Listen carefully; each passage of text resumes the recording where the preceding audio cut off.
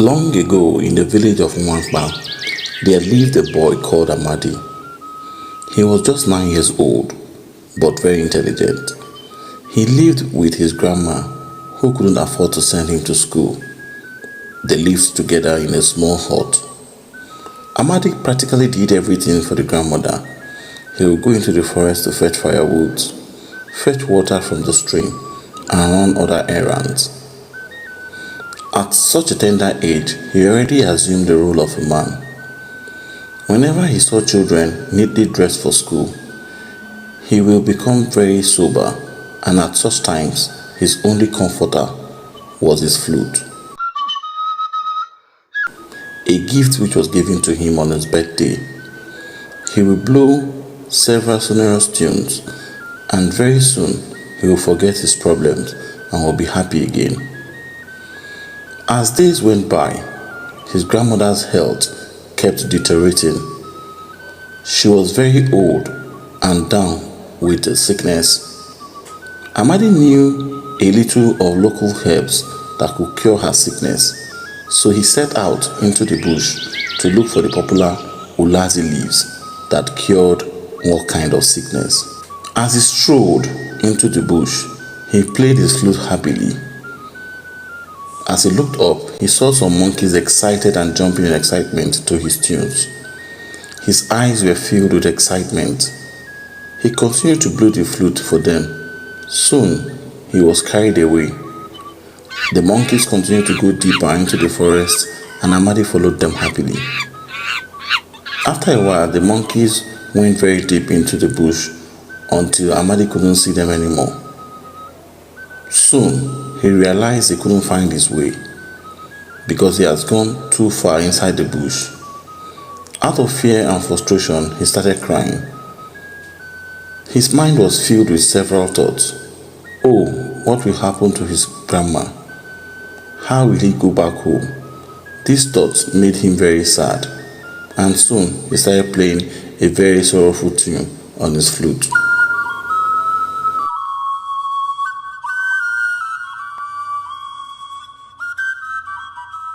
Suddenly, he saw a stranger. At first, he was scared. He wanted to run away, but the stranger introduced himself as Ichaka, the great hunter from the neighboring village. Ichaka asked him his story and how he ended up in the thick forest alone. Ichaka took him back to his village to live with him.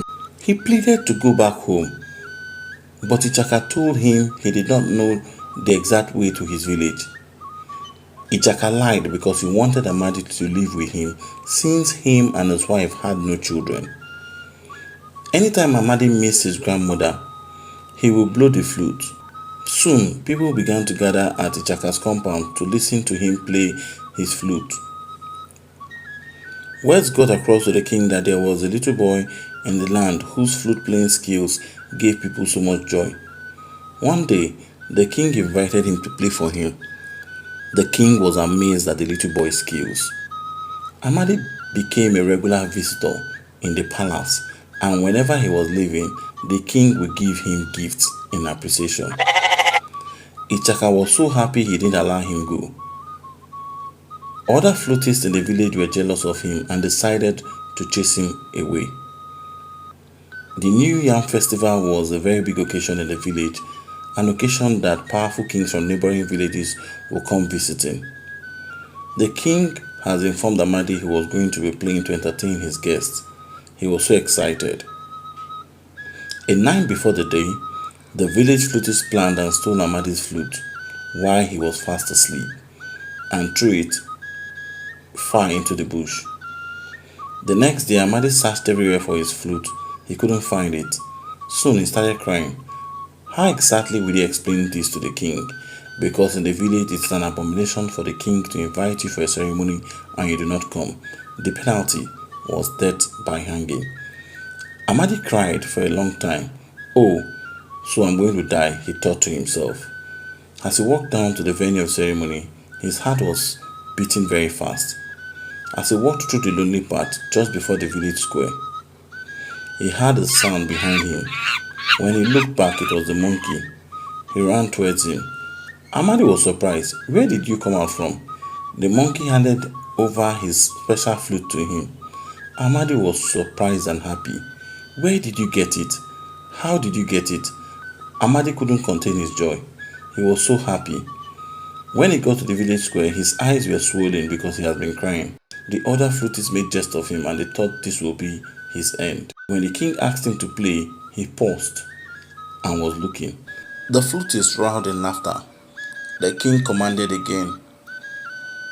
As he raised up his head, he saw his grandmother in the crowd. This was the first time he was truly happy in a long while. Immediately, he brought out his flute and started playing, the best tune anyone has heard in that village. The other flutists were surprised, disappointed, and ashamed of themselves. His grandmother recognized the tunes. She shouted, "Amadi, is that you?" He responded and said, "Oh, grandmother, it is me." After the performance, all the kings that attended dashed Amadi so much gifts, and the host king decided to give him and his grandmother a place in his palace. Amadi became a rich flutist. He asked his grandmother how he located the village, and she replied, "It has always been my dream to attend the New Yam festival in my lifetime. Since I feel I'll be dying soon, I asked the villagers to bring me here. I didn't know I will find you."